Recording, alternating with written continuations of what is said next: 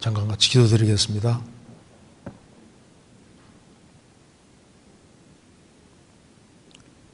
자비로우신 우리 아버지 하나님, 마땅히 형벌 받을 수밖에 없는 저희들을 불쌍히 여겨주시고 또 주 예수 그리스도의 보배로운 피로 우리 죄의 소리를 구속해 주시고 아무 공도 없이 값없이 하나님 자녀로 삼아주신 이 크고 놀라운 은혜와 사랑을 인하여 감사드립니다. 주님의 그 놀라운 희생이 없었다면 저희들은 마땅히 형벌 받을 수밖에 없는 사람들이었습니다. 우리를 위해서 보배로운 피를 흘려주시고 죽으시고 부활하신 주님 앞에 우리가 어떻게 행할 것을 항상 깊이 생각하며 생을 살 수 있도록 도와주옵소서.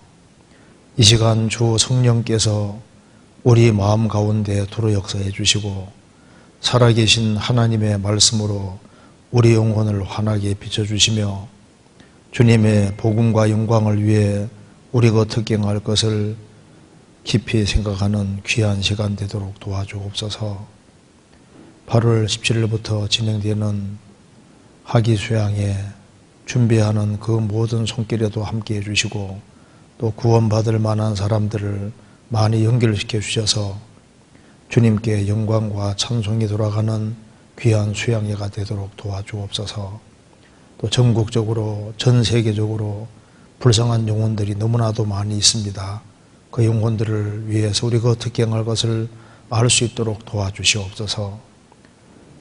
이번 진행되는 그 모든 수양회 가운데 함께 해주시고 또 구원받은 모든 식구들 마음을 모아주시옵소서.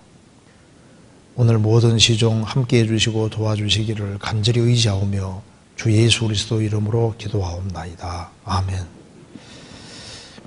성경 열왕기상 2장 찾겠습니다. 열왕기상 2장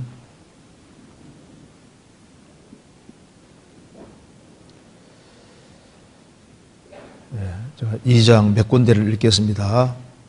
511페이지 열왕기상 2장 1절입니다. 다윗이 죽을 날이 임박하매 그 아들 솔로몬에게 명하여 가로되 8절입니다. 바울임 베냐민 사람 게라의 아들 시므이가 너와 함께 있나니 저는 내가 마하나임으로 갈 때 독한 말로 나를 저주하였느니라. 그러나 저가 요단에 내려와서 나를 영접하기로 내가 여호와를 가리켜 맹세하여 이르기를 내가 칼로 너를 죽이지 아니하리라 하였노라. 그러나 저를 무죄한 자로 여기지 말지어다. 너는 지혜 있는 사람인즉 저에게 행할 일을 알지니 그 백발의 피를 흘려 저로 음부에 내려가게 하라. 그 다음에 36절입니다. 왕이 보내어 시므이를 불러서 이르되 너는 예루살렘에서 너를 위하여 집을 짓고 거기에서 살고 어디든지 나가지 말라. 너는 분명히 알라. 내가 나가서 기드론 시내를 건너는 날에는 정령 죽임을 당하리니 내 피가 내 머리로 돌아가리라. 시므이가 왕께 대답하되 이 말씀이 좋사오니 내 주 왕의 말씀대로 종이 그리하겠나이다 하고 이에 날이 오래도록 예루살렘에 머무니라. 3년 후에 시므이의 두 종이 가드왕 마아가의 아들 아기스에게로 도망하여 간지라. 혹이 시므이에게 고하여 그러되 당신의 종이 가드에 있나이다. 시므이가 그 종을 찾으려고 일어나 그 나귀의 안장을 지우고 가드로 가서 아기스에게 나아가 그 종을 가드에서 데려왔더니 시므이가 예루살렘에서 가드로 갔다가 돌아온 일을 혹이 솔로몬에게 고한지라. 왕이 사람을 보내어 시므이를 불러서 이르되 내가 너로 여호와를 가리켜 맹세하게 하고 경계하여 이르기를 너는 분명히 알라 내가 밖으로 나가서 어디든지 나가는 날에는 죽임을 당하리라 하지 아니했느냐. 너도 내게 말하기를 내가 들은 말씀이 좋으니이다 하였거늘 내가 어찌하여 여호와를 가리켜 한 맹세와 내가 내게 이른 명령을 지키지 아니했느냐. 왕이 또 시므이에게 이르되 내가 무릇 내 마음에 아는 모든 악 곧 내 부친에게 행한 바를 내가 스스로 아나니 여호와께서 내 악을 내 머리로 돌려보내시리라. 그러나 솔로몬 왕은 복을 받고 다윗의 위는 영원히 여호와 앞에서 경고히 서리라 하고 여호야다 아들 보다냐에게 명하매 저가 나가서 시므이를 쳐서 죽게 한지라. 이에 나라가 솔로몬의 손에서 경고하여지니라. 예, 거기까지입니다. 오늘 열왕기상 2장 말씀 속에 2장 37절에 같이 한번 다시 읽어보겠습니다. 너는 분명히 알라 내가 나가서 기드론 시내를 건너는 날에는 정령 죽임을 당하리니 내 피가 내 머리로 돌아가리라. 이 말씀 속에 그 기드론 시내라는 말이 여기에 기록이 되어 있습니다. 그래서 여기 이제 시므이라고 하는 사람에게 솔로몬이 말하기를 너는 기드론 시내를 건너가지 마라. 건너가는 날에는 정령 죽임을 당하리라. 오늘 기드론 시대라는 말이 나와 있는데 그 시므이가 왜 기드론 시내를 건넜을까 하는 걸 좀 생각해 보려고 합니다. 그래서 성경이 아주 기본적으로 아주 성경 전체 속에서 아주 크게 아주 대조적인 강이 나오는데 하나는 기드론 시내고 하나는 요단강인 겁니다. 이제 원래 기드론이란 말 뜻은 슬프다, 한탄스럽다, 금무칙칙하다, 어둡다 그런 뜻입니다. 그러니까 이제 기드론 시내는 약간 부정적인 의미인 거예요. 그래서 기드론 시내를 통과한다 그 말은 시련을 당한다, 고통을 당한다, 그리고 징계를 받는다, 그 죽음으로 내몰린다, 죽음을 건너간다 이런 아주 이렇게 좀 부정적인 의미입니다. 그에 비해서 요단강을 걷는다는 것은 주님의 죽으심에 참여함으로 승리한다, 이긴다 하는 그런 요단강을 건너간다는 말은 성경에서 아주 좋은 의미로 쓰이고 있고 이것은 확실한 믿음을 가진 사람이 믿음을 가지고 이제 요단강에 참여하는데 그 요단강은 성경에서 승리를 가르치고 아주 좋은 의미에 속한다고 할 수 있습니다. 그래서 오늘 여기에 기드론 시내와 요단강 이 두 가지를 한번 같이 생각해 보려고 합니다. 그래서 기드론 시내와 요단강을 통한 교훈, 이것으로 한번 같이 성경을 좀 배워보도록 하겠습니다. 여기 이제 본문 내용은 다윗이 이제 죽을 날이 임박했습니다. 그래서 이제 솔로몬을 불러서 마지막으로 유언을 남기는 유언 중에 특별히 시므이에 대해서 유언을 남기고 있습니다. 그래서 시므이가 여호와 앞에서 큰 죄를 지었는데 내가 그를 죽이지는 내가 내 칼로 죽이지 않겠다고 하나님께 맹세했으니까 이제 너가 처리해라. 그는 무죄한 자가 아니고 죄가 있는 사람이니까 너가 알아서 처리하라고 이렇게 말씀을 해서 시므이가 결국 죽게 되는 내용이 기록되어 있는데 이 시므이의 죽음이 우리하고 아주 직접 관계가 있는 겁니다. 그래서 먼저 시므이에 관해서 먼저 생각을 해보고 그 다음에 이제 요단강 건너가는 그것에 대해서 한번 같이 생각을 해보겠습니다. 시므이가 다윗을 아주 그렇게 아주 모독하고 그 욕을 퍼부어댔는데 그 이유를 잠깐 생각해 보겠습니다.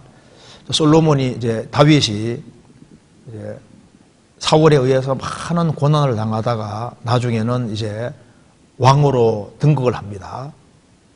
왕으로 다스리고 있는데 그 다윗의 아들 중에 압살롬이라는 사람이 백성들의 마음을 이렇게 누락질해서 왕위를 찬탈하고 자기가 왕이 되는 거예요. 그래서 압살롬 반역으로 다윗은 너무 급해서 맨발로 도망하는 신세가 되었습니다. 그래서 맨발로 도망하면서 기드론 시내를 이렇게 통과해서 도망가는 거예요. 그때 이제 이 시므이가 다윗을 향해서 그렇게 모독하고 저주하고 막 돌을 던지고 했던 겁니다. 자, 성경 한번 찾아보시겠습니다. 사무엘하, 이건 접어두시고 사무엘하 15장입니다.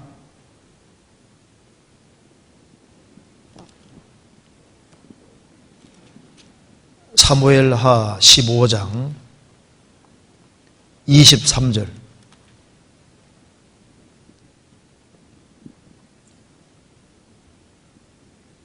온 땅 488페이지입니다. 사무엘하 15장 23절. 온 땅 백성이, 온 땅 사람이 대성통곡하며 모든 인민이 앞서 건너가매 왕도 기드론 시내를 건너가니 건너간 모든 백성이 광야길로 향하니라. 그러니까 기드론 시내를 아주 너무 급하게 통과했습니다. 기드론 시내는 방금 말씀드린 대로 아주 한탄스럽다, 슬프다, 어둡다, 우중충중하고 근무직직하다는 그런 뜻입니다. 그래서 이 기드론 시내는 좋은 의미가 아닙니다. 그래서 이 다윗 같은 위대한 왕이 이제 너무나도 급해서 왕위가 찬탈당하고 아들이 죽이려고 하니까 너무 급해서 기드론 시내를 통과했습니다. 통과하는데 그것도 맨발로 갔다고 되어 있죠. 30절.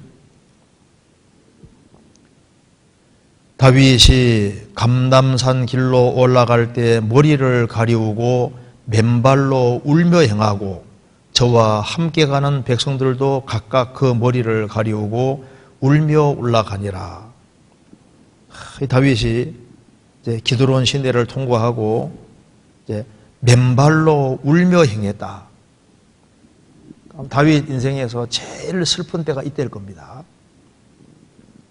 사울이 죽이려고 한 10년 이상을 쫓아다녔는데 그때도 많은 어려움을 당했는데 제일 슬플 때는 이때인 겁니다. 자기의 태에서 난 그 아들이 왕위를 찬탈하고 다윗을 죽이려고 했으니까 이게 얼마나 보통 일이 아니지 않습니까? 그래서 다윗이 맨발로 도망가는 신세가 되었습니다. 그래서 이제 이 사건을 배경으로 쓰여진 것이 바로 시편 3편 4편입니다. 다윗이 이제 맨발로 도망가는 시대가 되었으니까 사람들 어떻게 생각했을까요? 이제 다윗 시대는 끝났다. 다윗 시대는 종막을 고했다. 이렇게 생각을 했을 겁니다. 이제 그는 다시는 재기하는 것이 불가능하다. 이렇게 생각했던 겁니다. 여기 시편 3편을 찾겠습니다.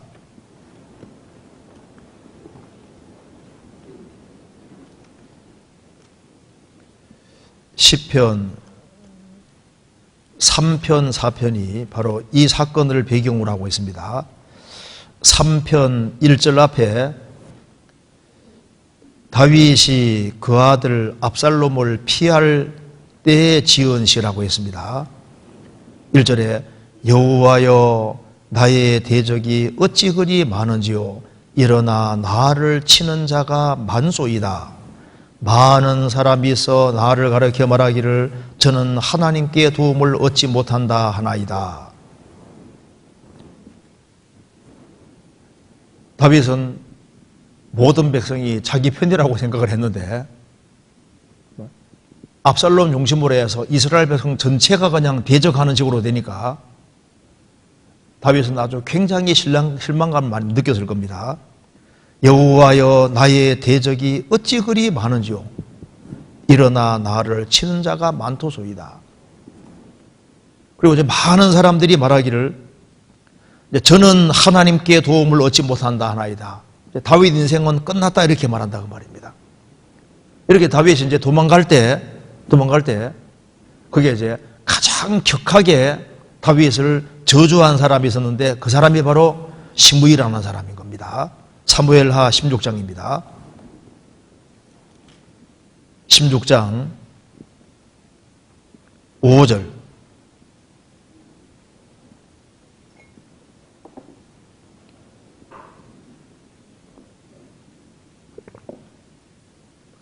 (489페이지입니다) 다윗 왕이 바후림에 이름에 거기에서 사울의 집 족속 하나가 나오니 게라의 아들이요 이름은 시므이라. 저가 나오면서 연하여 저주하고, 저주를 한 번만 퍼붓는 게 아니라 연이어서 막 계속적으로 저주를 퍼부었습니다. 또 6절에 또 다윗과 다윗 왕의 모든 신복을 향하여 돌을 던지니 그때 모든 백성의 용사들은 다 왕의 좌우에 있었더라. 다윗과 다윗 왕의 모든 신복을 향하여 돌을 던졌다. 이게 단수가 아니라 복수로 되어 있습니다. 돌들을 던졌다. 그러니까 연하여 저주하면서 돌들을 막 계속 던지는 거예요. 그러니까 너는 저주받은 인간이고 저주받았고 인생 끝났다 그 말이지 않습니까?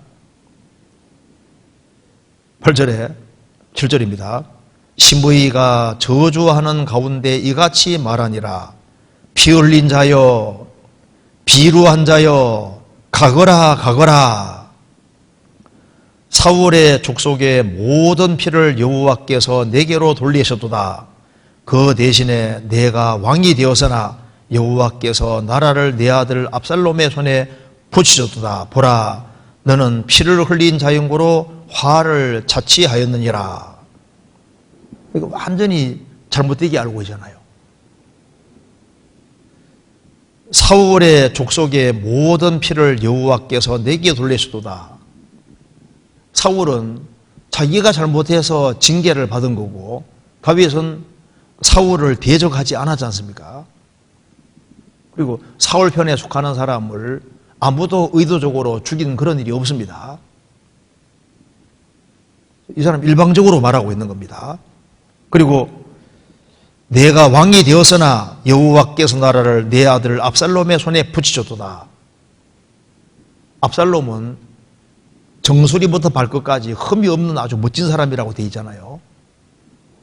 그래서 압살롬의 손에 붙이셨으니 너 인생은 끝났다. 보라, 너는 피 흘린 자용고로 화를 자취하였도다. 이렇게 다윗을 저주하고 그리고 막 돌을 막 집어 던지는 겁니다. 그리고 13절에 다윗과 그 종자들이 길을 갈 때에 시므이는 산비탈로 따라가면서 저주하고 저를 향하여 돌을 던지며 티끌을 날리더라. 시므이가 산비탈로 막 따라가면서 막 계속 저주하고 저를 향하여 돌을 던지고 티끌을 날렸습니다. 아주 문제가 심각한 사람이지 않습니까? 그런데 이런 상황에서 다윗이 당장 쳐 죽일 수도 있었습니다. 그런데 다윗은 어떻게 처신을 했을까요? 9절에 보시겠습니다. 스루야의 아들 아비새가 왕께 여짜오되 이 죽은 개가 어찌 내 주 왕을 저주하리이까? 청컨대 나로 건너가서 저의 머리를 베게 하소서. 그냥 당장 목 잘라 버릴까요? 이렇게 한 겁니다. 10절에 왕이 가로되 스루야의 아들들아, 내가 너희와 무슨 상관이 있느냐?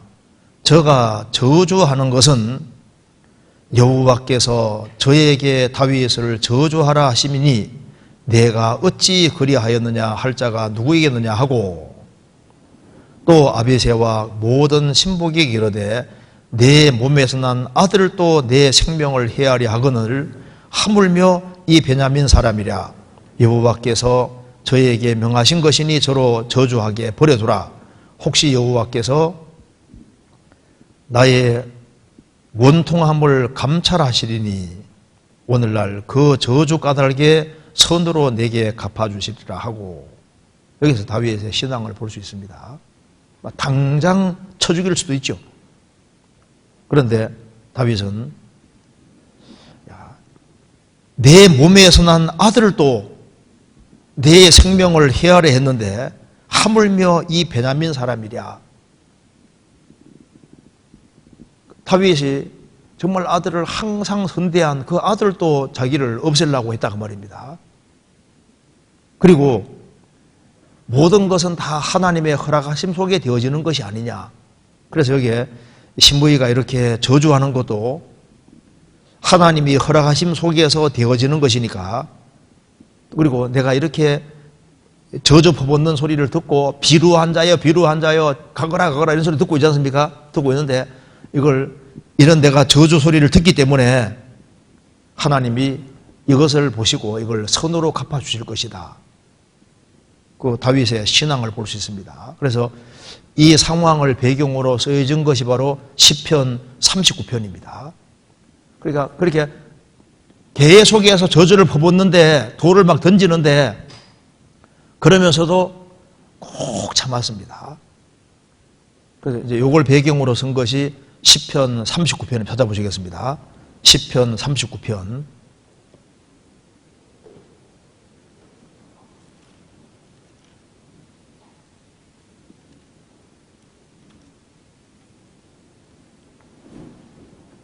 (1절입니다)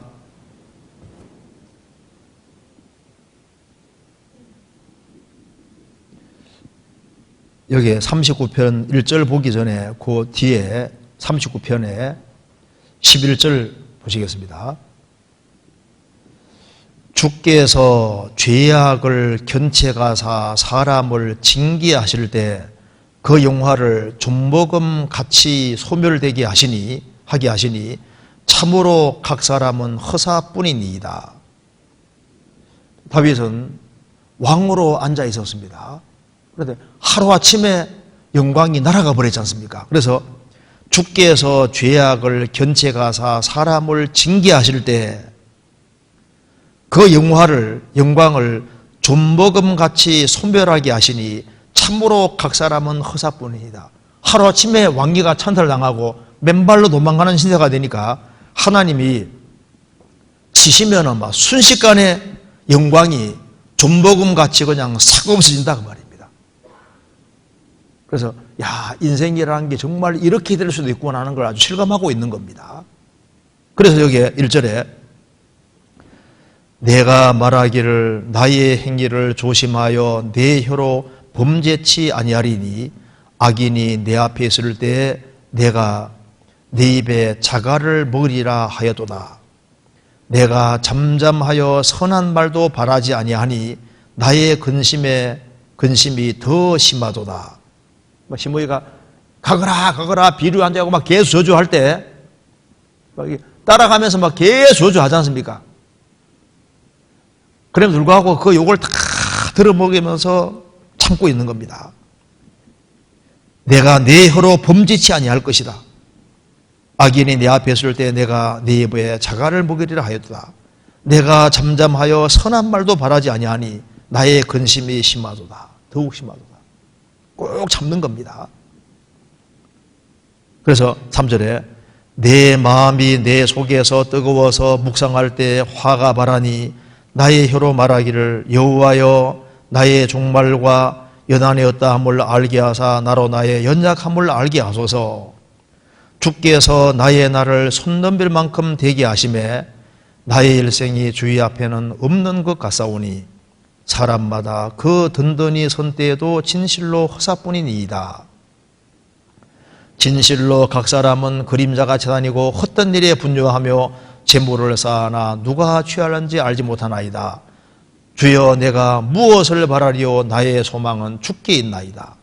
자, 왕위를 찬탈당하고 맨발로 도망하는 신세가 됐고 자기가 왕위에 섰는데 그냥 졸지에 그냥 하는 시대가 됐으니까 이게 하나님이 딱 치시면은 다 날아가고 없다 그 말입니다.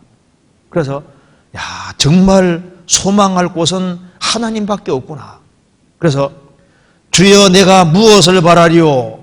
나의 소망은 주께 있나이다. 여기서 다윗은 자기의 연약함을 더 알게 됐고 인생이라는 것이 얼마나 순식간에 초라하게 될 수 있다는 걸 아주 실감을 하고 있는 겁니다. 그리고 하나님 내가 이런 어려움 속에 있는데 빨리빨리 회복시켜달라고 간절히 기도하고 있습니다. 그래서 12절에 여호와여 나의 기도를 들으시며 나의 부르짖음에 귀를 기울여줘서 내가 눈물 흘릴 때 잠잠하지 마옵소서. 대전하는 주께 객이 되고 거류자가 됨이 나의 모든 열조와 같으니이다. 주는 나를 용서하시고 내가 떠나 없어지기 전에 나의 건강을 회복시키소서. 그 다윗이 이렇게 간절하게 하나님의 도움을 구했고 결국에는 압살롬이 죽게 되지 않습니까? 압살롬과 다윗이 전쟁하게 되는데 하나님이 압살롬을 패하게 하고 죽게 하셨습니다. 그래서 다시 이제 다윗이 왕위에 다시 오르게 되는 겁니다. 여기서 시므이라고 하는 사람이 사울 집의 족속이라고 했잖아요. 그러니까 사울 집 족속이니까 사울 편에 딱 붙어서 다윗이 어떤 사람인지를 볼 수가 없는 거예요. 그러니까 시므이 자체도 마귀에게 완전히 속아 있습니다. 마땅히 볼 것을 보지 못하는데 인정에 치우치면은 보일 것이 안 보이는 거예요. 사울 집의 족속이라고 했습니다. 그러니까 여기에 인정에 딱 얽매 있는 거예요. 그러니까 안 보이죠. 다윗은 아무 잘못이 없는데 다윗이 마치 아주 큰 죄를 지은 것처럼 이렇게 잘못 파악하고 있잖아요. 그러니까 이 사람은 영적으로 아주 무지한 사람입니다. 사울 왕가가 몰락된 것은 사울의 잘못 때문에 다윗 때문이 아닌데 마치 다윗 때문에 무너진 것처럼 그러니까 영혼의 눈이 이게 완전히 잘못되어 있는 사람인 거예요. 그리고 저주를 한 번 하는 거하고 막 따라가면서 막 계속 저주하는 거하고 그래서 돌까지 던지는 것은 이 사람 성격이 보통 사람이 아니잖아요. 그래서 이 사람이 신앙적인 거하고는 전혀 거리가 먼 사람입니다. 그런데 다윗이 이제 다시 이제 사울이 이제 그래서 이제 압살롬이 죽고 난 다음에 다시 이제 왕으로 등극하게 될 때 제일 먼저 쫓아와서 태도를 또 싹 바꾸어서 꼬리 내리고 용서를 구합니다. 이 카멜레온 같은 사람인 거예요. 자기 목숨을 위해서 얼른 싹 태도를 바꿨습니다. 그래서 성경 한번 찾아보시겠습니다. 사무엘하 19장 처세술이 얼마나 능한지 보세요. 여기에 사무엘하 19장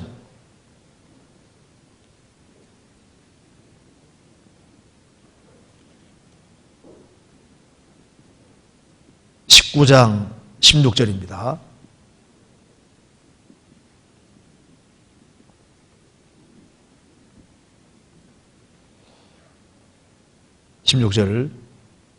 사무엘하 19장 16절 바울임에 있는 베냐민 사람 게라의 아들 시므이가 급히 유다 사람과 함께 다윗 왕을 맞으려 내려올 때 베냐민 사람 1,000명이 저와 함께 하고 사울의 사환 시바도 그 아들 15과 종 20명으로 더불어 저와 함께하여 요단강을 밟고 건너 왕의 앞으로 나오니라.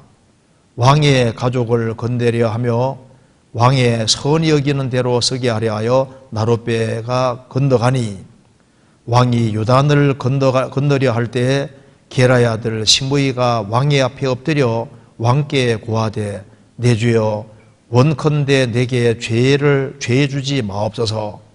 내 주 왕께서 예루살렘에서 나오시던 날에 종의 패역한 일을 기억하지 마옵시고 시며 마음에 두지 마옵소서. 왕의 종 내가 범죄한 줄 아옵는 고로 오늘 요셉의 온 족속 중 내가 먼저 내려와서 내 주왕을 영접하나이다. 수르야의 아들 아비새가 대답하여 가로되 시므이가 여호와의 기름 부으신 자를 저주하였으니 그로 인하여 죽어야 마땅치 아니하니이까. 다윗이 가로되 수르의 아들들아 내가 너희와 무슨 상관이 있느냐. 있기로 너희가 오늘 나의 대적이 되느냐. 오늘 어찌하여 이스라엘 가운데 사람을 죽이겠느냐. 내가 오늘날 이스라엘의 왕이 된 것을 내가 알지 못하리요 하고 시므이에게 이르되 내가 죽지 아니하리라 하고 저에게 맹세하니라. 다윗이 이제 다시 왕으로 이제 왕위를 복귀할 때 얼른 가서 싹싹 빌고 용서를 구하는 거 봐요. 그렇게 막 저주하다가 순식간에 스스로 싹 돌변해서 안 죽으려고 그러지 않습니까? 꼬리를 싹 내리잖아요. 그런데 이 사람이 얘기하기를 나는 내 죄가를 안다. 중심에서 정말 돌이키고 하나님과 바른 관계를 회복했다면 다윗이 마지막 유언 남길 때 이렇게 말하지 않습니다. 다윗은 마지막 유언 남길 때 그 다윗 입에서 나오는 것이 하나님 입에서 나오는 거예요. 창세기 49장에 보면은 이제 야곱이 12아들을 향해서 유언을 할 때도 자기 아들 루벤이 아비의 침상에 올라서도 가만히 있다가 유언할 때 그게 탁 튀어나오잖아요. 그 유언이 하나님께서 하시는 겁니다. 다윗의 유언도 하나님이 그렇게 하게 하시는 거예요. 다시 보시겠습니다. 열왕기상 2장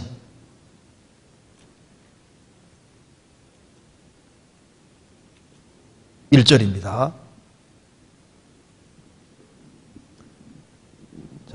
다윗이 죽을 날이 임박하매 그 아들 솔로몬에게 명하여 가로되, 죽을 날이 임박해서 솔로몬을 불러서 이제 이렇게 얘기를 합니다. 죽을 날이 임박해서 이제 여러 가지 이제 유언을 하면서 다윗을 선대한 사람에 대해서 어떤 식으로 선대할 것을 쭉 얘기를 하면서 이제 시므이에 대해서 유언을 남깁니다. 여기 7절을 보시겠습니다. 2장 7절.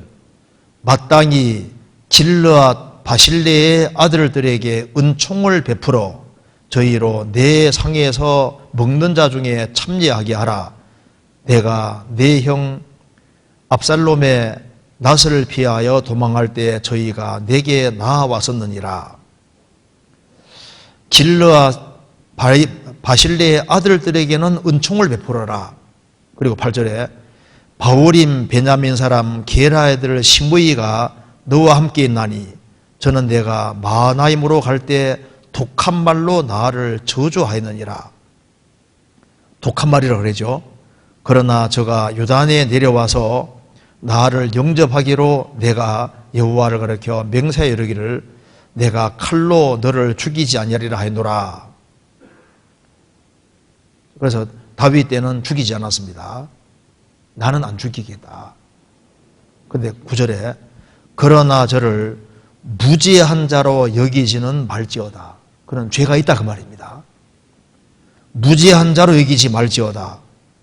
너는 지혜 있는 사람인즉 저에게 행할 일을 알지니 그 백발의 피를 흘려 저로 음부에 내려가지 않게 하라. 편안하게 죽지 못하게 하라. 그러니까 자연사 못하도록 만들어라. 그 죄가 있으니까 그 죄를 주님 들춰내실 것이고 그 죄에 대해서 정말 돌이킨 것이 아니면은 그는 편안하게 죽지 못할 것이다. 그렇지 못하게 하라고 얘기했습니다. 이게 무슨 말입니까? 이 시므이가 근본적으로 문제가 있다고 얘기를 하는 겁니다. 그는 무죄한 자가 아니다 그 말입니다. 내게 용서를 구했지만은 진정으로 돌이킨 것이 아닐 수 있고 무죄한 자가 아니라고 했습니다. 그래서 이제 그래서 솔로몬이 이제 시므이를 부릅니다. 36절입니다. 2장 36절. 왕이 보내어 시므이를 불러서 이르되 너는 예루살렘에서 너를 위하여 집을 짓고 거기서 살고 어디든지 나가지 말라. 너는 분명히 알라. 내가 나가서 기드론 시내를 건너는 날에는 정령 죽임을 당하리니 내 피가 내 머리로 돌아가리라. 신부이가 왕께 대답하되 이 말씀이 좋사오니 내 주 왕의 말씀대로 종이 그리하겠나이다 하고 이에 날이 오래도록 예루살렘에 머무니라.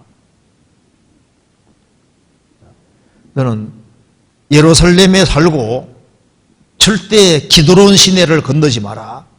건너는 날에는 정령 죽임 당할 것이다. 예, 그 말이 내게 좋습니다.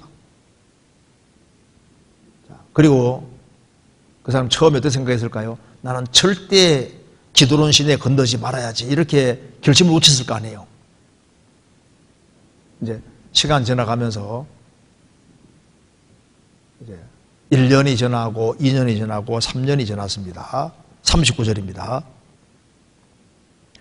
3년 후에 시므이의 두 종이 가드 왕 마아가의 아들 아기스에게로 도망하여 간지라. 혹이 시므이에게 와여 가로되 당신의 종이 가드에 있나이다. 여기 시므이의 두 종이 도망갔다. 왜 도망갔을까요? 여기 이제 중요한 문제가 있는 겁니다.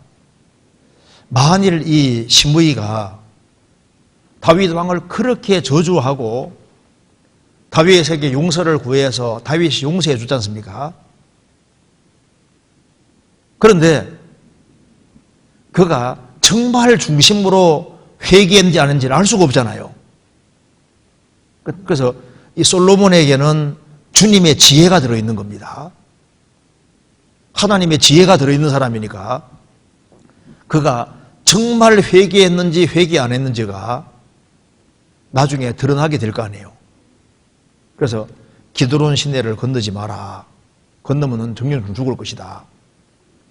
그가 중심에서 정말 뉘우치고 하나님 앞에서 다윗이 기름 부음 받은 자인데 다윗을 그렇게 저주하고 돌을 막 던지고 이렇게 한 것이 얼마나 큰 죄예요.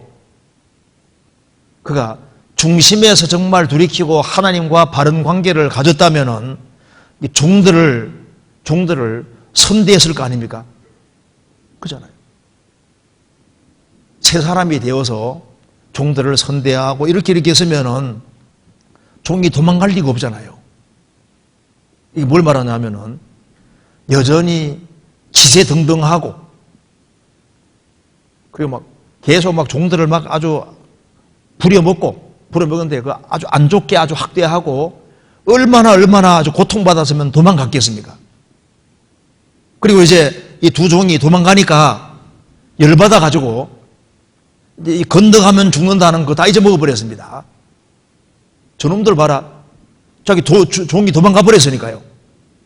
그래서 막 급하게 쫓아가느라고 기드론 시내를 건너는 게 이게 안 쉽습니다. 왜? 기드론 시내가 이게 오물들이 흐르고 막 이제 더러운 것이 흐르기 때문에 보통 사람은 이 기드론 시내를 잘 안 건너려고 하는 거예요.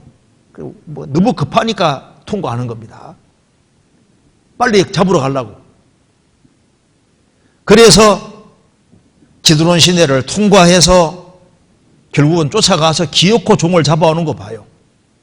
그래서 이제 기드론 시내를 통과해서 지나갔다는 것이 이제 솔로몬 귀에 들어갑니다. 그래서 시므이에게 말합니다. 분명히 말하지 않았느냐? 예루살렘 안에서 계속 거하라고 했는데 왜 통과했느냐? 그래서 결국은 시므이를 죽입니다. 46절에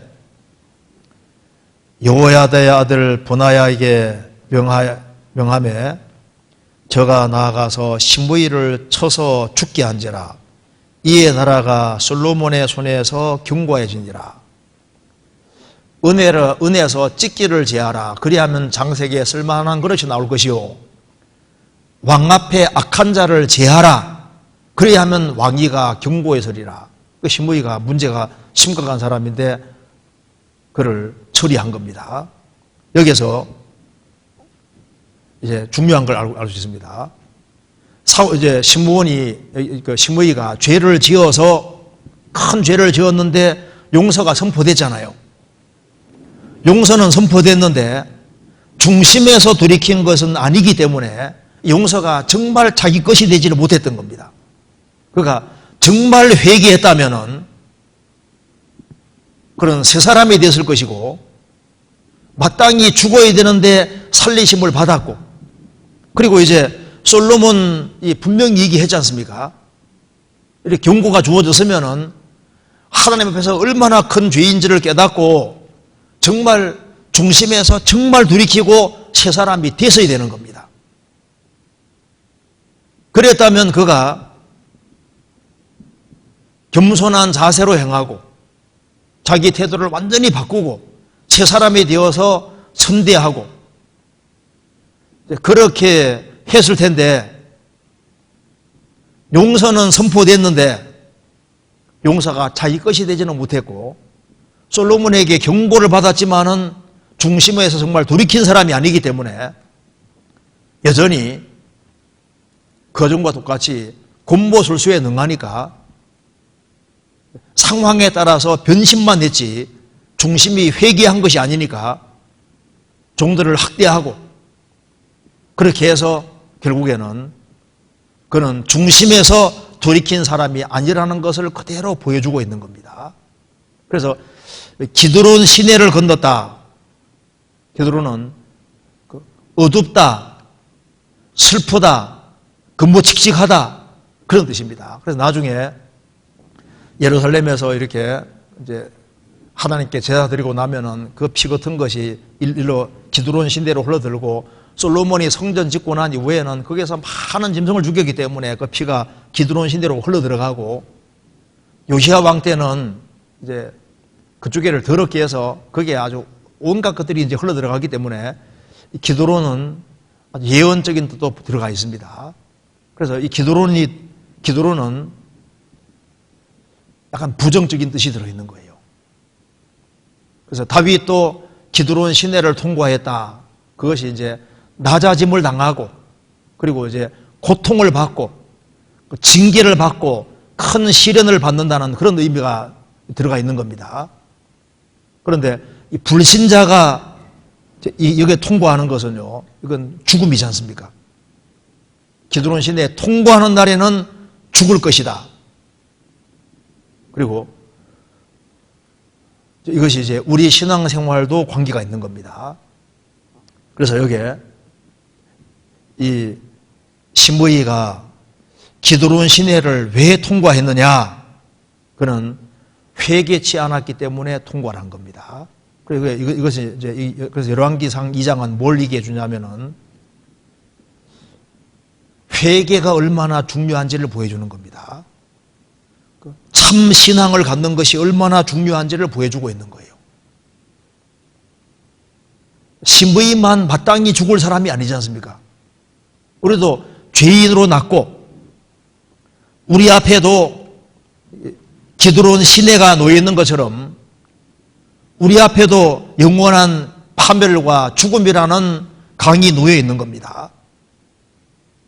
여기 신부인은 어떻게 하면은 이 기드론 시내를 통과하지 않을 수 있을까요?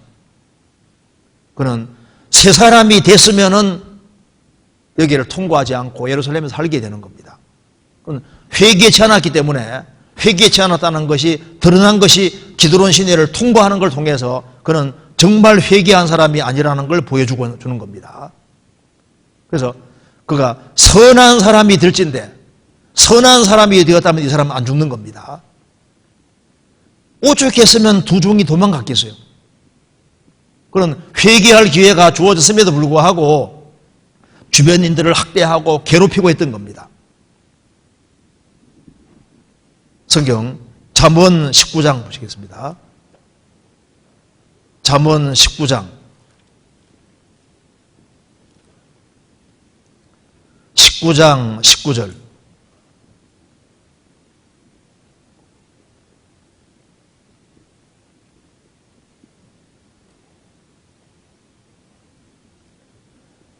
노하기를 맹렬히 하는 자는 벌을 받을 것이라. 내가 그를 건져주면 다시 건져주게 되리라. 노하기를 맹렬히 하는 자는 벌을 받을 것이라. 그를 건져주면 다시 건져주게 되리라. 신부인은 그렇게 다윗을 저주한 사람이지 않습니까? 용서를 구했는데 중심에서 정말 돌이킨 사람이 아니기 때문에 다시 똑같이 거짓을 하는 겁니다. 그래서 그를 건져주면 다시 건져주게 되리라. 어떻게 되느냐 그 말입니다. 정말 돌이켜야 되는 거예요. 그는 중심에서 정말 돌이킨 사람이 아니기 때문에 그는 심판을 받았던 겁니다. 마태복음 12장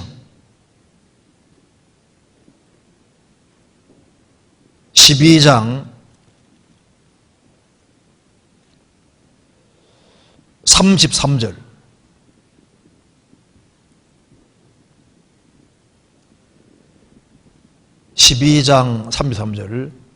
나무도 좋고 실과도 좋다 하든지 나무도 좋지 않고 실과도 좋지 않다 하든지 하라.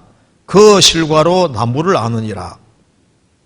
독사의 자식들아, 너희는 악하니 어떻게 선한 말을 할 수 있느냐?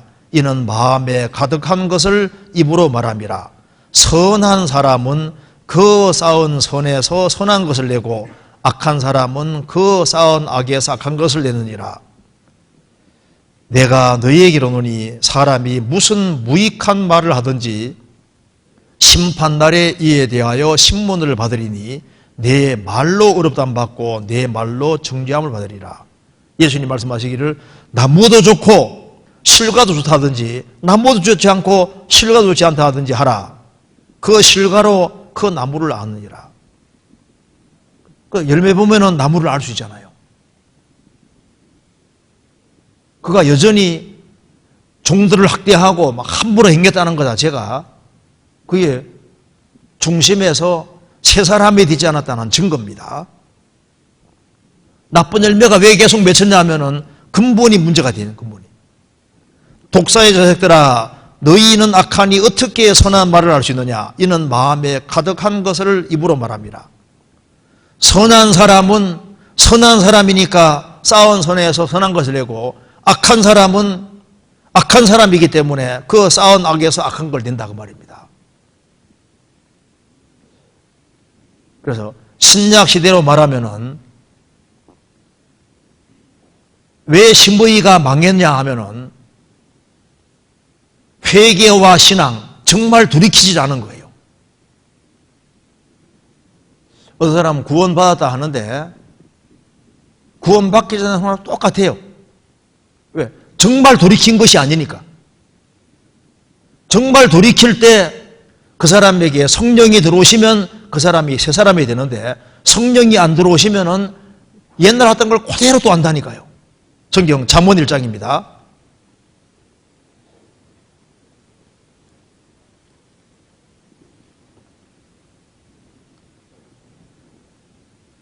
(22절)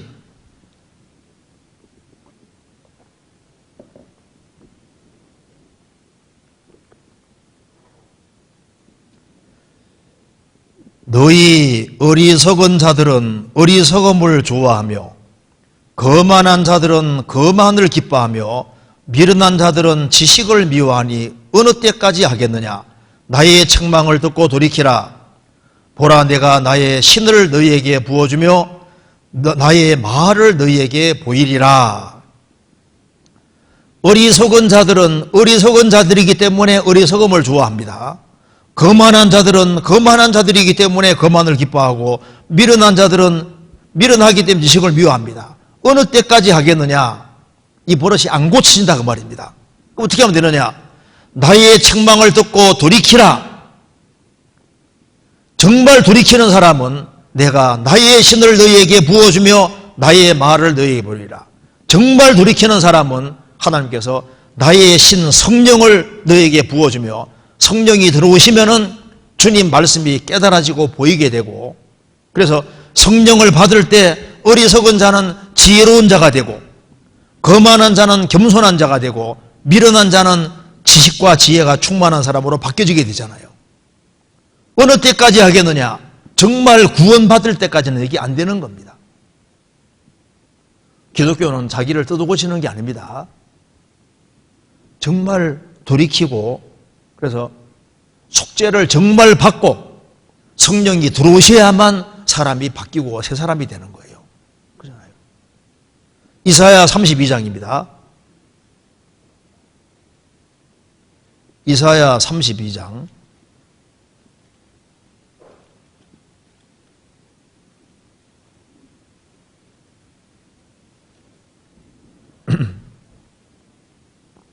6절입니다. 32장 6절.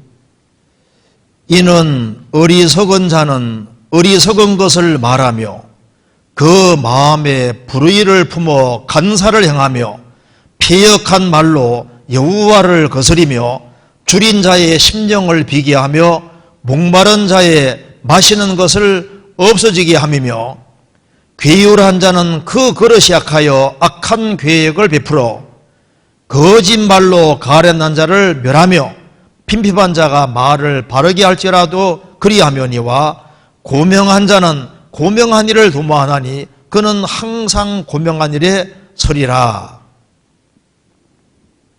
어리석은 자는 어리석은 것을 말하고 그 마음에 불의를 품어 간사를 행하며 패역한 말로 여호와를 거스리고 악을 행한다고 말입니다.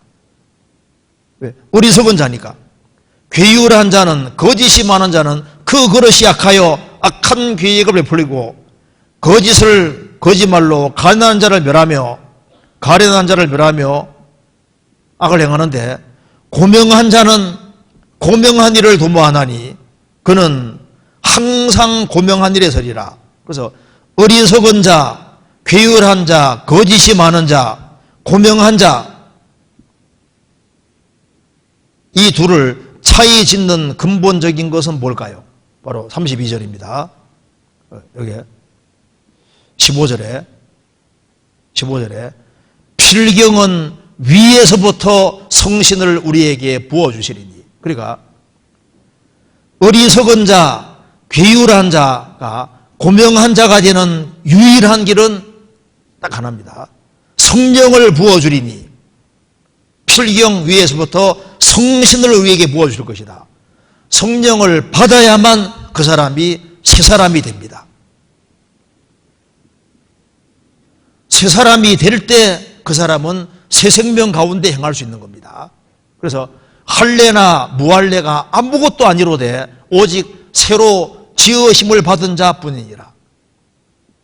거듭나면 새 사람이 됩니다. 누구든지 그리스도 안에 있으면 새로운 피조물이라. 그가 시므이가 정말 돌이켰다면 하나님께서 죽지 않게 했을 겁니다. 그는 회개한 것처럼 보였지만은 참으로 돌이키지 않았습니다. 하나님의 백성 안에 있으면서도 그는 항상 배운다고 배웠지만은 진리를 깨닫지 못했고 중심에서 정말 돌이킨 것이 아닙니다. 회개치 않은 겁니다. 그래서 거듭난 것과 거듭나지 않은 것은 이게 천지 차이입니다. 님하고 남하고 차이가 무슨 차이입니까? 점 하나 차이잖아요. 어떤 사람 얘기하더라고요. 회장실하고 화장실하고 점 하나 차이라고. 점 하나 차이로 하나는 화장실 되고 하나는 회장실 다르잖아요. 거듭나고 거듭 안 나고가 뭐 문제냐? 이거는 하늘과 땅 차이인 거예요. 구원받고 안 받고는 조금 차이가 아니라 천국과 지옥 차이니까 얼마나 심각하고 중요한 거예요. 그런데 우리 시대 사람들은 자기가 망할 줄 알면서도 마음대로 그물 넘어가거든요. 성경 잠언 1장입니다. 잠언 1장 17절.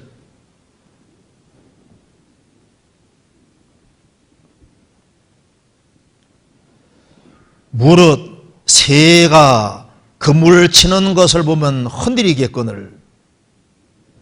새도 사람이 그물을 딱 치는 걸 보면은 거기에 먹이 같은 거 갖다 놔도 안 달라듭니다. 우리가 새 대가리라고 하는데 이 새도 그 지능이 높은 것이 아니잖아요. 근데 새도 자기 죽을 줄 알고는 안 달라든다고 말입니다. 새도 사람이 그물 치는 것을 보면 잡는 것이 흔들리겠거늘. 새도 자기 망할 줄 알면 달라들지 않는데 인간은 망할 줄 알면서도 그 일을 계속하는 거예요. 이렇게 노름하면은 폐가 망신할 걸 알면서도 계속 달려들잖아요. 내가 술, 담배를 계속하면은 가정적으로 문제가 생긴다는 걸 알면서도 계속 그렇게 합니다. 외도하면은 자신이 망한다는 걸 알면서도 그렇게 하잖아요. 아담하와가 선악과를 먹으면 죽는다는 말을 듣고도 먹는 거 봐요. 새도 알면서는 하지 않는데 인간은 알면서도 행한다고 말입니다. 심의인은 그물 넘어가면 안 됩니다. 기드론 시내에 딱 그물 딱 그어놓고 이게 넘어가면 안 된다. 그거 넘어가는 선은 죽음의 선이 되는 거지 않습니까? 우리 구원받은 사람도 신앙생활을 망치게 되는 게 있습니다. 주님이 일정한 영역을 정해놓고 절대 넘어가지 말아야 하는 영역이 있습니다. 넘어가면 신앙생활을 망치게 되거든요. 예레미야 5장입니다.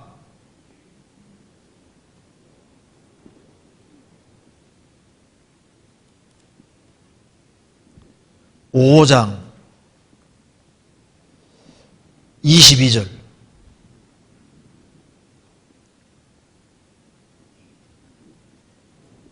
여호와께서 말씀하시되 너희가 나를 두려워 아니하겠느냐? 내 앞에서 떨지 아니하겠느냐? 내가 모래를 두어 바다에 계한을 삼되 그것으로 영원한 계한을 삼고 지나치지 못하게 하였으므로 파도가 흉룡하나 그것을 이기지 못하며 뛰어노나 그것을 넘지 못하느니라.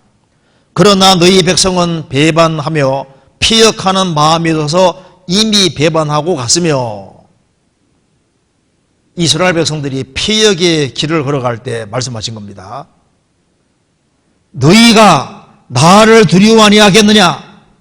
내 앞에서 떨지 아니하겠느냐? 바다를 보고 모래를 보라는 겁니다. 내가 모래를 두어 바다에 계한 경계를 삼되 그것으로 모래로 영원한 계한을 삼고 지나치지 못하게 하였으므로 파도가 흉룡하나 그것을 이기지 못하며 뛰노나 그것을 넘지 못하느니라. 이 거대한 바다와 파도도 모래라는 그물 넘지 않고 중지하잖아요. 근데 어째서 너희들은 하나님 말씀을 그렇게 쉽게 어기느냐고 책망하신 겁니다. 헬라어에는 죄라는 단어가 여러 가지가 있는데 하르마티아라는 단어는 표적에 빗나간다 그런 뜻입니다. 하나님 표준에서 빗나가는 것을 죄로 보시는 겁니다. 하르마티아, 화살 딱 쏘면은 표적에서 빗나갔다 그런 말입니다. 또 한 가지는 파라바시스라고 그물 넘어간다 그 뜻입니다. 하나님이 정해놓은 그물 넘어가는 걸 가리켜서 그걸 죄라고 말하는 겁니다. 파라바시스, 그물 넘어간다 그 뜻이고, 파랍토마는 의도하지 않고 미끄러지듯이 넘어간다 그런 뜻입니다. 미끄러지듯이 넘어가는 것도 의도하지 않고 넘어간 것도 성경에 죄라고 되어 있습니다. 그 다음에 아노미아라고 이제 하나님의 정해놓은 규율과 법을 깨트린다 그런 뜻입니다. 그래서 표적에서 빗나가고 하나님의 정해놓은 법칙과 법에서 법을 어기는 것, 그리고 그물을 그어놨는데 그물 넘어서는 것, 또 의도하지 않지만은 미끄러지듯이 넘어가는 이런 것을 성경에서 죄로 이렇게 표현을 했습니다. 심의인은 기드론 시내는 절대 건너서는 안 되는 것이었습니다. 왜? 이건 건너가면 죽는 거니까요. 구원을 받지 아니한 사람은 중심에서 정말 돌이키지 아니하면은, 정말 구원받지 아니하면은 결국은 영원한 파멸로 가는 겁니다. 영원한 지옥으로 가게 되는 거예요. 그런데 구원을 확실히 받은 사람도 생을 조심해 살아야 됩니다. 왜냐하면 그리스도인도 넘어가서는 안 되는 선이 있거든요. 마지노선이라고 선이 있는데 그 선을 넘어가게 되면은 아주 큰 징계라는 것이 오게 되는 겁니다. 성경에 야만족의 대표적인 사람들이 수구디아인입니다. 수구디아인. 골로새에 나와 있죠. 수구디아인. 러시아 지역 그 가까이에서 살고 있었던 야만족입니다. 약탈을 잡던 그 야만족이 수구디아인들이거든요. 근데 이 수구디아인이 다른 민족의 사람들이 쳐들어오면은 수구디아 사람들은 이제 어떻게 하냐면 침략군 수령 앞에 선을 하나 딱 그어놓고 말합니다. 그어놓고 이 선을 넘어오면은 이제부터는 너희와 우리 사이에는 영원한 전쟁이다. 너희들이 이 선을 안 넘으면은 평화하고 이 선을 넘어오는 순간부터는 우리와는 계속적으로 영원히 전쟁하는 거다. 그래서 이제 딱 금을 넘어오면 그때부터는 수구디아인들은 막 끝까지 계속 싸우는 끝까지. 하나님이 정해놓은 금이 있는데 그 금을 의도적으로 넘어가면은 살아계신 하나님과 전쟁을 선포하는 것과 똑같은 겁니다. 그리스도인들도 넘어가면은 안 되는 선이 있는 거예요. 마귀는 속입니다. 이 정도는 괜찮아. 하나는 괜찮아. 하나만 허락해. 그렇게 해서 하나 받아들이면 둘 받아들이고 이렇게 해서 결국에는 나중에 큰 죄로 가게 하고 그 다음에 넘어뜨리는 거예요. 욕심이 잉태한 적 죄를 낳고 죄가 장성한 적 사망을 낳느니라. 욕심이 잉태한 적 죄를 낳고 죄가 장성한 적 죄는 자랍니다. 그래서 신앙생활에서도 마지노선이라는 것이 있습니다. 절대 넘어가서는 안 되는 것이 있는데 넘어가면은 무서운 징계라는 것이 주어지게 되는 겁니다. 아브라함과 롯이 있을 때 롯은 어떤 경우에도 아브라함을 떠나서는 안 되는 겁니다. 아브라함의 가축의 목자와 롯의 가축의 목자에 다툼이 생긴다 할지라도 그래도 아브라함과 함께 동고동락을 해야 되는데 왜냐하면은 아브라함과 사라에게는 천하만민이 복을 받는다는 약속이 주어져 있잖아요. 그러니까 어떤 경우에도 롯은 아브라함은 떠나서는 안 되는 겁니다. 롯이 아브라함을 떠나고 난 이후에는 하나님이 한 번 나타난 적이 없는 거예요. 아브라함에겐 주님이 계속 나타나시지 않습니까? 한 사람이 거듭나고 난 이후에 하나님께서는 교회를 통해서 하나님 일을 해가십니다.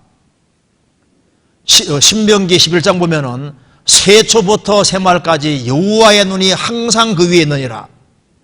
여호와의 눈이 항상 예루살렘에 있었던 것처럼 신약시대 때는 하나님의 눈이 항상 교회를 향해 있는 거예요. 왜?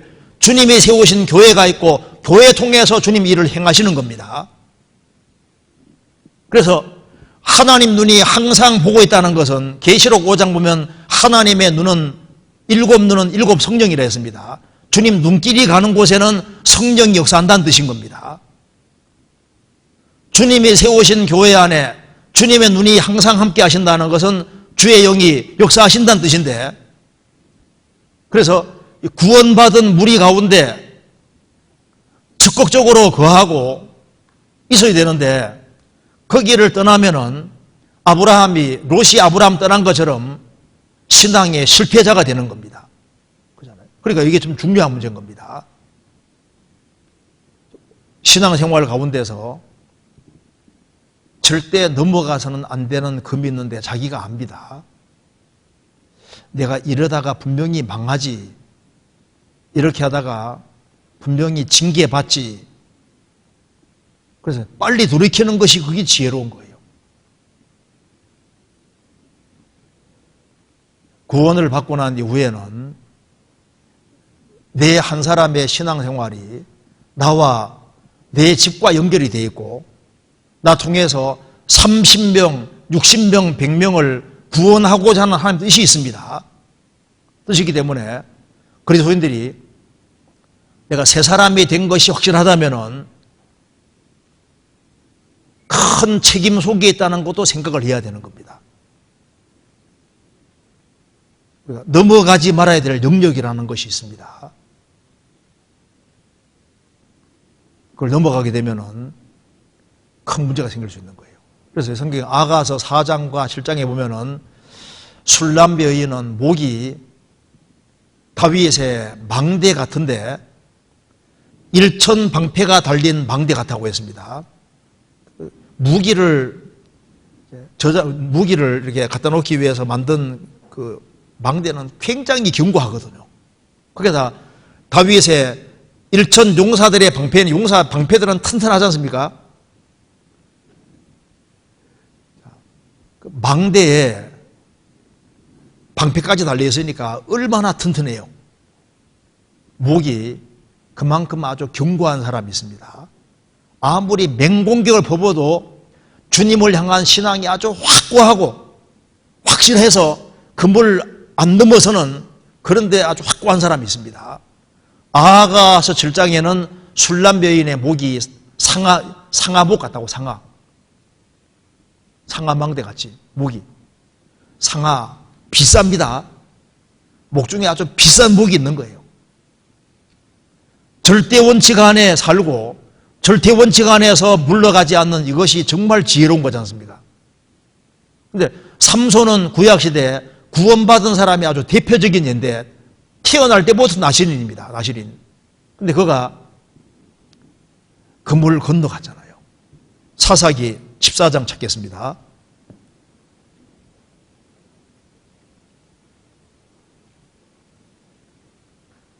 사사기 14장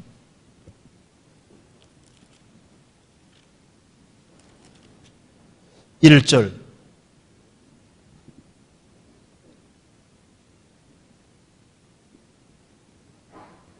삼손이 딥나에 내려가서 거기에서 블레셋 딸 중 한 여자를 보고 돌아올라와서 자기 부모에게 말하여 가로되 내가 딥나에서 블레 사람의 딸 중 한 여자를 보았사오니 이제 그를 취하여 내 아내를 삼게 하소서. 삼손이 딥나 소래골짜기 딥나로 내려갔습니다. 올라간 게 아니라 내려갔습니다. 여기 딥나가 이스라엘과 여기 이제 블레셋의 바로 중간 지점이에요. 중간 지점. 블레셋 사람 그 지경과 이스라엘의 딱 접경지대가 바로 딥나인데 딥나로 내려갔습니다. 소래골짜기 딥나로 내려가서 거기에서 이제 블레셋 처녀를 보고 그 다음에 이 사람을 아내로 취하고 그 다음에 뒤에 읽어보면 그 다음에 창기를 가까이 하고 그 다음에는 들라 품에 안겼습니다. 그러니까 마귀가 뒤에 점점 강력한 걸 딱 제공합니다. 결국에는 딥나로 내려간다. 죄라는 게 미끄러져 내려간다고 말입니다. 미끄러져 내려가서 블레셋 처녀에게 붙잡히고 그 다음에 창기에게 붙잡히고 그 다음에 그 당대에 아주 제일 유명한 들릴라에게 딱 붙잡혔습니다. 들릴라가 어둠이란 어둠. 달 혹은 어둠 이런 뜻입니다. 딱 붙잡힌 거예요. 그래서 결국에는 머리털이 잘리게 되는 겁니다. 16장 사사기 16장 20절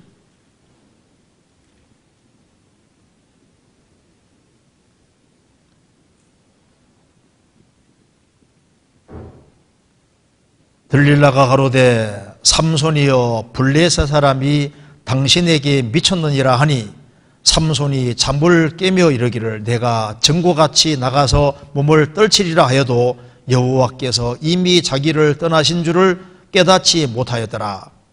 블레셋 사람이 그를 잡아 그 눈을 빼고 끌고 가사에 내려가 놋줄로 매고 그로 옥중에서 맷돌을 돌리게 하였더라. 머리털이 잘리면은 머리털을 자른다는 것이 주님을 향한 믿음을 일시적으로 저버리는 게 되는 겁니다. 그 서원하는 것이 머릿속에 있거든요. 머리에 있거든요. 머리털을 딱 잘리니까 하나님이 떠나셨습니다. 그대로 징계가 들어와서 두 눈이 빠지게 되고 맷돌 돌리는 신세가 됐습니다. 그러니까 그 물을 넘어가니까 주님이 참으시다가 이제 주님도 중요하고 들라도 중요하고 이렇게 돼버린 거예요. 그래서 하나님도 못 버리고 들라도 못 버리고 이러니까 16절에 말한 대로 날마다 재촉하니까 삼손의 마음이 번뇌에 죽을 지경이다. 엎치락 뒤치락 하다가 결국은 어떻게 되냐, 결국은 주님보다 들라가 더 중요해지니까 질투하게 되고, 그리고 결국은 머리털이 잘리고 결국은 주님이 떠나셔서 그 다음은 징계에 들어갔잖아요. 넘어가지 말아야 될 검을 넘어간 겁니다. 그래서 구원을 받고 난 이후에는 내가 정말 낮은 마음으로 행할 때, 법칙 아래 살아갈 때 그것이 가장 지혜로운 겁니다. 그리고 법칙 아래 살아갈 때 그 사람 통해 주님이 할 일도 알게 되고 그 사람이 축복받는 인생이 되는 겁니다. 마태복음 16장입니다.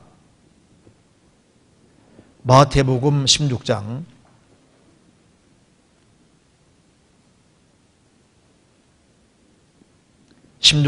2절입니다.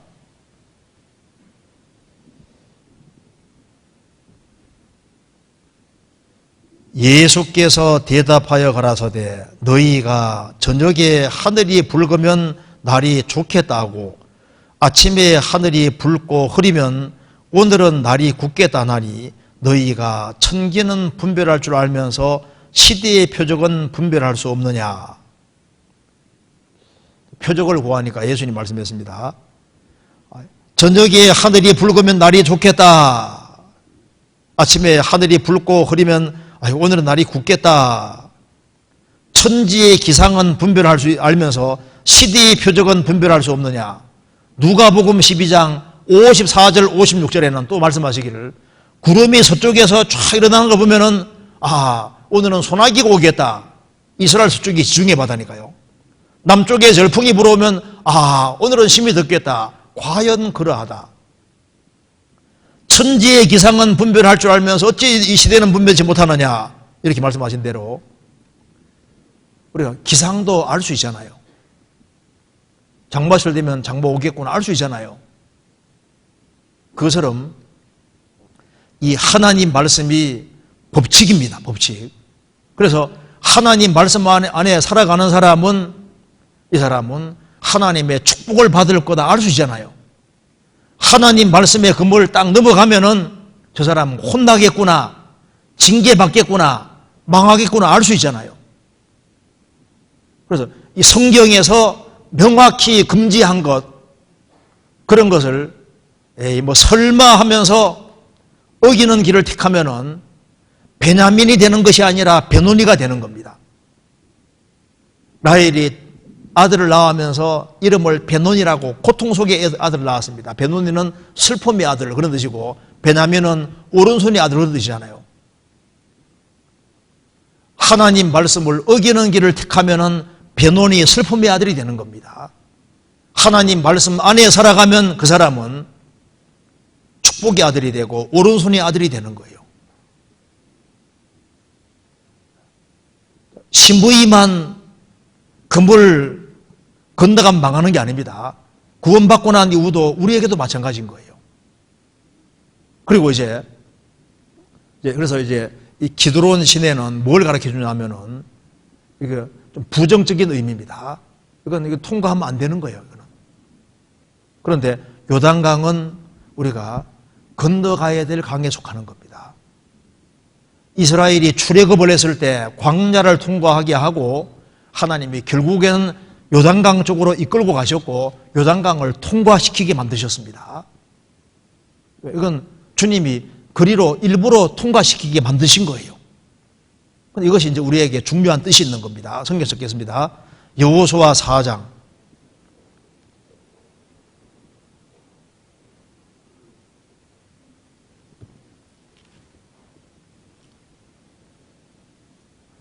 4장 1절입니다.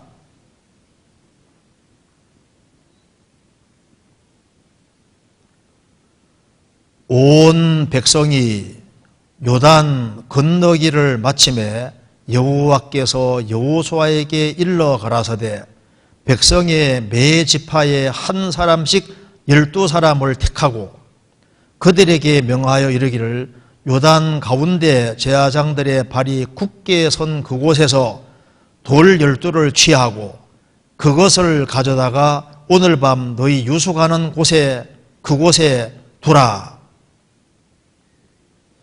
그리고 9절 8절부터 보겠습니다. 이스라엘 자손들이 여호수아의 명대로 행하되 여호와께서 여호수아에게 이르신 대로 이스라엘 자손들의 지파 수를 따라 요단 가운데서 돌 12를 취하여 자기들의 유숙하는 곳으로 가져다가 거기에 두었더라. 여호수아가 또 요단 가운데 곧 언약궤를 맨 제사장들의 발이 선 그곳에 돌 12를 세웠더니 오늘까지 거기 있더라. 여기에 홍해 바다는 하나님이 직접 갈라주셨습니다. 그런데 요단강은 제사장들이 법궤를 딱 메고 요단강 창렬하는 물속에 들어갈 때 요단강이 쫙 갈라진 거예요. 요단강 물이 넘실거리는 그곳에 들어가는데 그 들어가면 사실 육신적으로는 죽는 길인 겁니다. 그러니까 요단강 물이 딱 갈라졌습니다. 밟을 때 그때 갈라진 겁니다. 그리고 이제 가나안 7민족을 정복하는 전쟁을 시작했지 않습니까? 그래서 요단강은 법궤를 메고 밟아야만 갈라지는데 이게 뭘 말하냐면은 법궤를 메는 것처럼 하나님 말씀에 기대고 하나님 말씀 앞에 굴복할 때 역사가 나타날 것을 미리 보여주시는 겁니다. 요단강 물이 창렬하는 곳에 들어가는 것은 불신자가 봤을 때는 죽으러 들어가는 거예요. 죽는 길인 겁니다. 그런데 말씀이 그렇게 되어 있기 때문에 그 말씀에 굴복하는 것이 그게 사는 길이 되는 겁니다. 말씀에 순종하는 것은 죽는 것처럼 보일 수도 있습니다. 그렇지만은 환경이냐 말씀이냐 할 때 말씀을 붙잡고 살아갈 때 그게 바로 죽음에 넘기는 것이고 그럴 때 역사가 나타나는 겁니다. 요단강 물은 한 번 갈라졌지만은 그건 우리에게 교훈인 겁니다. 신약시대의 그리스도인들이 법궤를 메고 요단강 물 속에 들어가는 것처럼 하나님 말씀 붙잡고 죽으면 죽으리라는 각오 가지고 희생할 때 그때 법궤가 그 요단강 물이 갈라지는 것처럼 우리 신앙생활 속에서도 주님 역사가 나타나게 되는 겁니다. 하나님께서 바울 사도 통해서 큰 역사 이루신 이유도 그는 하나님의 은혜의 복음 증거하는 일을 마치려 하면은 나의 생명을 조금도 귀한 것 여기지 아니하더라. 자기의 목숨을 복음을 위해서 조금도 귀한 것을 여기지 않았다. 브리스길라와 아굴라는 복음을 위해서 목이라도 내놨다. 복음을 위해서 목이라도 내놓는 죽으면 죽으리라 하는 그 속에서 역사가 있을 걸 말씀하시는 겁니다. 요한복음 12장 찾겠습니다. 요건 접어두시고요. 요한복음 12장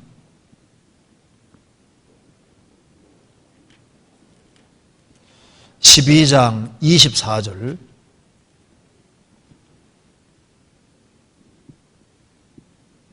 24절에 내가 진실로 진실로 너희에게로 노니 한 알의 밀이 땅에 떨어져 죽지 아니하면 한 알 그대로 있고 죽으면 많은 일을 맺느니라. 한 알의 밀이 땅에 떨어지지 않고 공중에 딱 매달려 있으면은 항상 한 알 그대로입니다. 땅에 떨어져 죽으면은 많은 열매를 맺느니라. 죽으면은 열매를 많이 맺습니다. 요단강에 들어간다는 것이 뭐냐면은 죽으면 죽으리라. 나는 말씀 붙잡고 살겠다. 말씀 붙잡고 물고 늘어지고 말씀 앞에 딱 굴복하는 것이 그게 뭡니까? 그게 주님 역사 나타내는 바로 길이 되는 겁니다. 성경 고린도후서 4장입니다.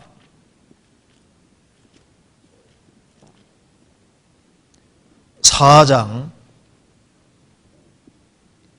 10절.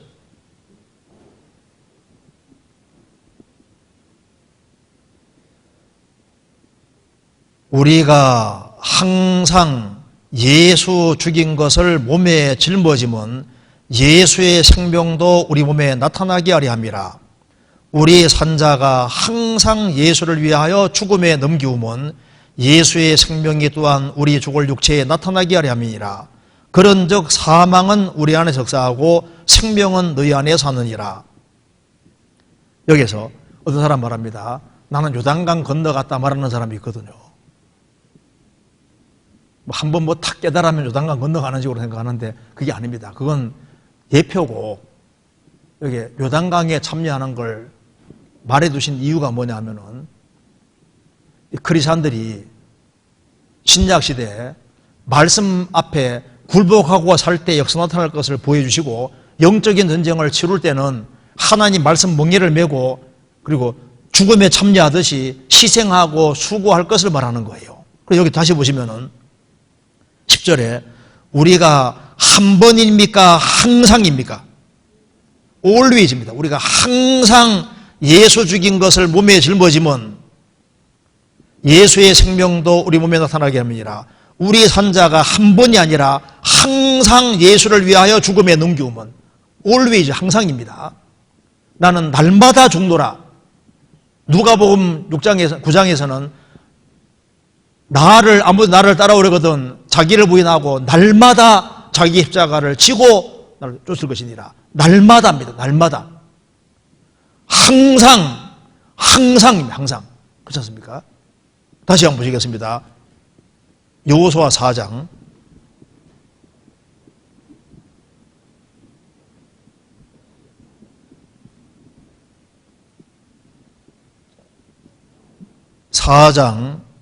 3절입니다. 그들에게 명하여 이르기를 요단 가운데 제사장들의 발이 굳게 선 그곳에서 돌 12를 취하고 그것을 가져다가 오늘 밤 너희 유숙하는 그곳에 두라. 여기 한번 보시죠. 여기 요단강이 이렇게 있으면 요단강이 갈라져서 제사장들은 요단강 딱 중앙에 있습니다. 그러면 이제 이스라엘 12지파의 12사람이 요단강 속에 있는 돌 12를 취해서 그 12돌을 끄집어내 가지고 유숙하는 곳에 옮겨놨습니다. 그리고 그 뒤에 9절에 또 여호수아가 요단 가운데 곧 언약궤를 맨 제사장들의 발이 선 그곳에 돌 12돌을 세웠더니, 그러니까 밖에 있는 돌 12돌은 요단강 속에 두고 요단강 속에 있는 12돌은 끄집어내서 바깥에 뒀지 않습니까? 그죠? 이게 뭘 말하는 거예요? 여기 성경에서 예수님을 돌이라고 했습니다. 이사야 28장에도 예수님을 돌이라고 해요. 예수님은 귀하고 견고한 기초 돌이라고 했습니다. 예수님만 돌이 아니고 신약시대 크리스찬들도 돌이라고 했거든요. 돌. 성경에서 잡으시겠습니다. 베드로전서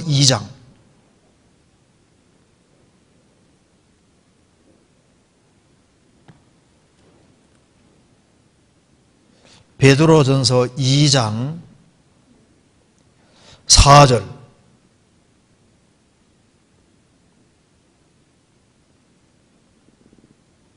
사람에게는 버림바가 되었으나 하나님께는 택하심을 입은 보배로운 산돌이신 예수에게 나와 너희도 산돌같이 신령한 집으로 세워지고 예수 그리스도로 말미암아 하나님이 기쁘게 받으실 신령한 제사를 드릴 거룩한 제사장이 될지니라.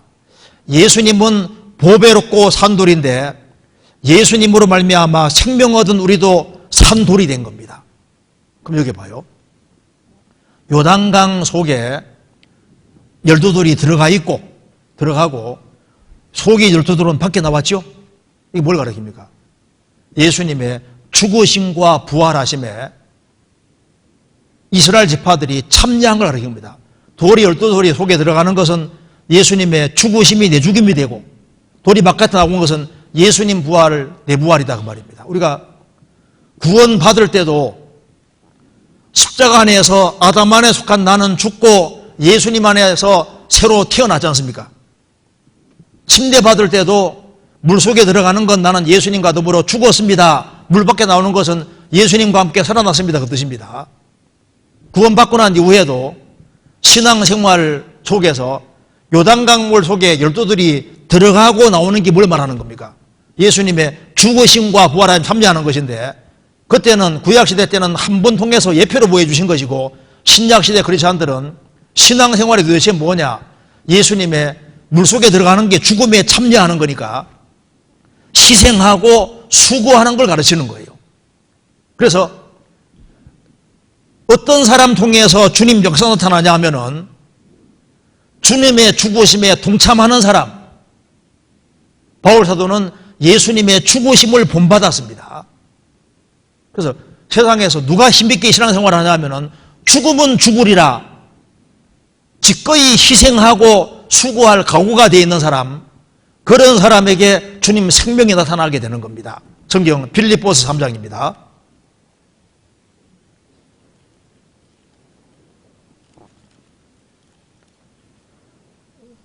3장 10절. 내가 그리스도와 그 부활의 권능과 그 고난의 참여함을 알려하여 그의 죽으심을 본받아 어찌하든지 죽은 자 가운데서 부활이르려 하노니, 이 말은 생활 속에서 부활의 생명을 경험하는 걸 말하는 겁니다. 내가 그리스도의 부활과 그 권능과 그 고난의 참여함을 알려하여 그의 죽으심을 본받아. 바울사도 나는 날마다 죽노라.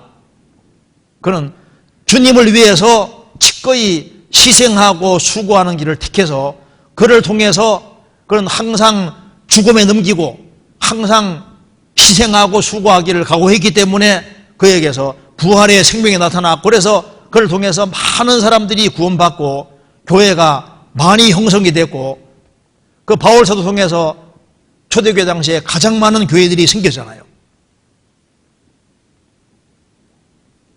세상에서도 죽고자 하는 사람이 힘을 발휘하는 거예요. 그래서 요한계시록 12장에도 말씀하시기를, 신앙생활을 하는 사람이 어린 양의 피와 자기의 증거하는 말을 인하여 저를 마귀를 이겼으니 그들은 죽기까지 그 생명을 아끼지 않아도다. 죽기까지 각오하는 사람, 그런 사람이 영적인 전쟁을 치르는 겁니다. 그래서 요단강을 통과하는 사람이 전쟁 치른 것처럼 누가 영적인 전쟁을 치를 수 있을까요? 누가 주변 사람을 주님 품으로 인도할 수 있을까요? 자기를 희생하는 사람 가르치는 겁니다.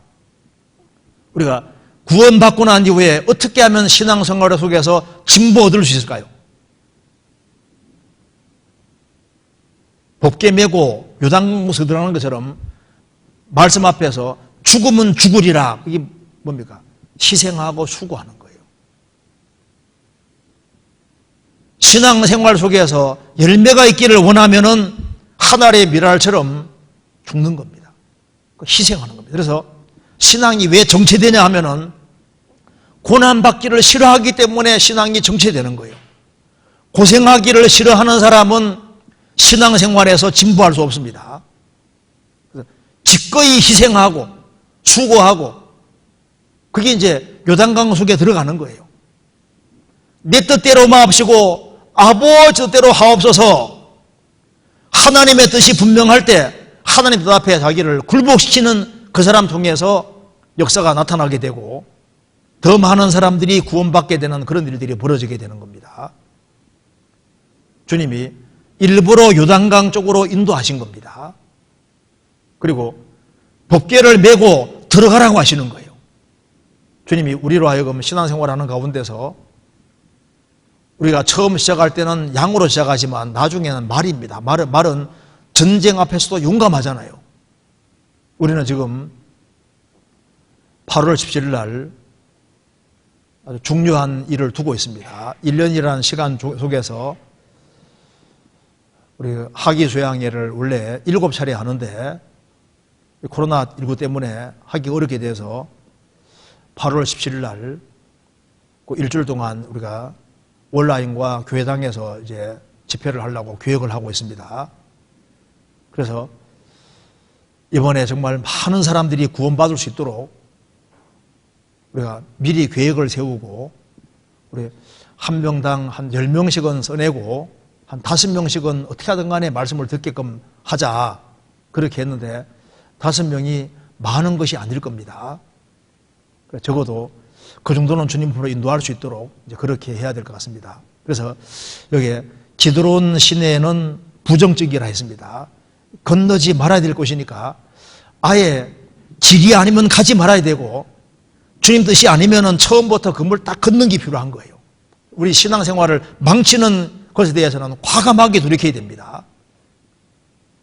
그리고 주님은 우리를 요단강 쪽으로 우리가 기어코 건너가야 될 게 있는데 구원받은 게 확실하면은 예수님이 자기 십자가를 지시고 가신 것처럼 우리도 그리스도의 제자로서 그걸 배워야 되는데 신앙을 배워야 되는데 신앙생활을 배우는 길이 도대체 뭐냐? 그거는 희생하는 길입니다. 수고하는 길입니다. 그래서 누가 신앙생활 잘하냐 하면은 남보다 더 희생하기를 각오하는 사람, 남보다 더 수고하기를 각오하는 사람, 그런 사람 통해서 주님은 열매를 나타내시고 이기적이고 개인적이고 자기중심적이고 이런 사람 통해서는 주님 일을 못 하시는 거예요. 그래서 내가 다른 사람보다 좀 더 고생하겠다, 내가 좀 더 수고하겠다, 주님이 씻어줄 눈물이 생기기 위해서는 땅에서 눈물을 흘릴 필요가 있는 겁니다. 우리가 땅에서 희생하고 수고하는 만큼, 땅에서 좋은 씨를 뿌린 만큼 저 위에서 영원한 축복으로 거두게 되는 겁니다. 그래서 우리가 미리미리 계획을 세워서 이번 8월 17일 그때부터 한번 이렇게 큰 역사 이룰 수 있도록, 우리 저번 주에도 최은일 목사님이 전도집회 인도해 주셨는데 그 사람들이 많이 들었습니다. 그래서 많은 사람들이 구원을 받았으리라 생각합니다. 그래서 주님이 구원받을 만한 사람을 계속 붙여주시고 그렇게 하시는 것으로 생각이 듭니다. 그래서 우리 이번에도 우리가 힘을 합치면은 이 일의 중요성을 정말 깨닫고 기도하고 준비하면은 주님이 전국적으로 많은 사람들이 기도하고 있기 때문에 이번에 특별히 주님이 더 크게 역사하시리라고 생각을 합니다. 그래서 미리 계획을 하고 우리가 이번에 정말 주님께 좀 마음을 시원하게 할 수 있도록, 그래서 좀 적극적으로 좀 계획을 세워서 그렇게 했으면 좋겠습니다. 할 수 있겠죠? 예, 좀 써내라면 좀 제발 좀 써내고, 안 써내는 거면 써내는 게 좋아요. 왜냐하면은 주먹구구식으로 해가지고 결과가 안 나타난다니까요. 미리 전쟁할 때도 모략을 세우고 전쟁하라고 말씀하신 대로 모략을 세우는 게 필요한 거예요. 계획을 세우고, 땅에서 매이면 하늘에서 매이고, 우리가 안 쉬면은 저 위에서도 안 쉬는 겁니다. 우리가 계획을 세우면서 하는 것이 필요해요. 그리고 서로 선행을 위해서 서로 격려하는 것이 필요한 겁니다. 그래서 적극적인 마음을 가지고서 그렇게 해야 될 것 같습니다. 같이 기도하도록 하겠습니다. 자비로우신 우리 아버지 하나님, 오늘 저희들에게 하나님 말씀을 배울 수 있게 해주신 것을 감사합니다. 이 성경을 통해서 주님의 뜻이 무엇인지를 더욱 헤아려 알 수 있도록 도와주시고, 자기 십자가를 지고 주님을 본받는 삶이 되도록 도와주옵소서. 내 뜻대로 마옵시고 아버지 뜻대로 하옵소서라고 주님께서 기도하신 대로 주님의 뜻 앞에 우리를 굴복시킬 수 있도록 도와주시고 30배, 60배, 100배 결실하는 귀한 삶이 될 수 있도록 도와주옵소서. 그리고 8월 17일부터 진행될 수양회 가운데 주님 함께해 주시고 주의 역사와 능력을 나타내 주옵소서. 우리 모두를 또 귀하게 사용해 주옵소서. 주 예수 그리스도 이름으로 기도하옵나이다. 아멘. 찬송 같이 부르시겠습니다. 387장입니다.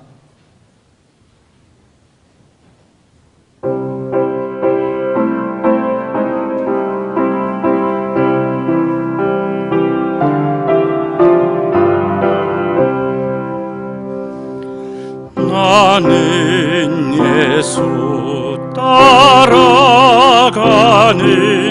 십자가 군사라. 주 이름 증거하기를 왜 주저하리요. 다른 군사 피 흘리며 나가서 싸울 때 나 혼자 편히 앉아서 바라만 보리요.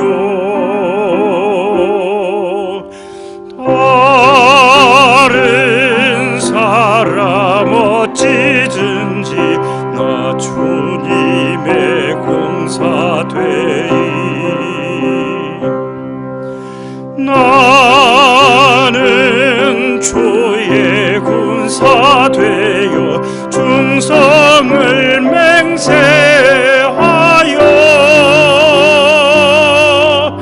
내가 승리하기까지 주내로 싸우리. 주의 용사된 나에게 주의 일 맡기소서. 큰 싸움은 시작되어 용사를 부른다. 곧 나가 전쟁 마당에 다 어서 나가자. 거룩하신 주님 위해 싸우러 나가자. 주님의 권능 힘입어 다 이길 때까지. 다른 사람 어찌든지 나 주님의 용사 되리. 나는 주의 군사 되어 충성을 맹세하여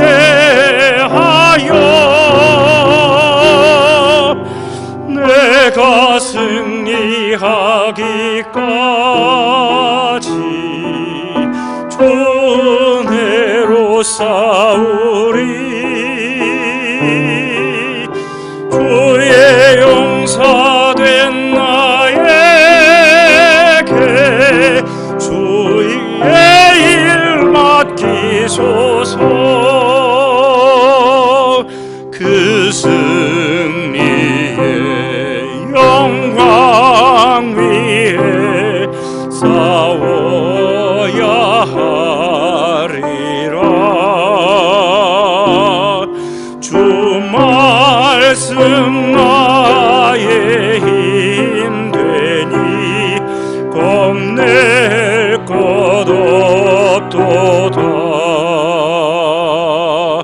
모든 싸움 이기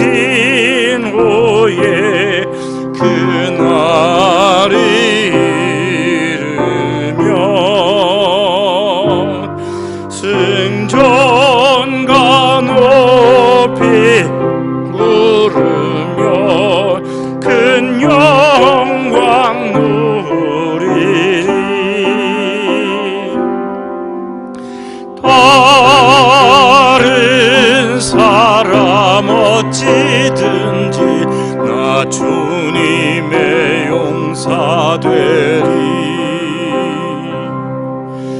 나는 주의 군사 되어 충성을 맹세하여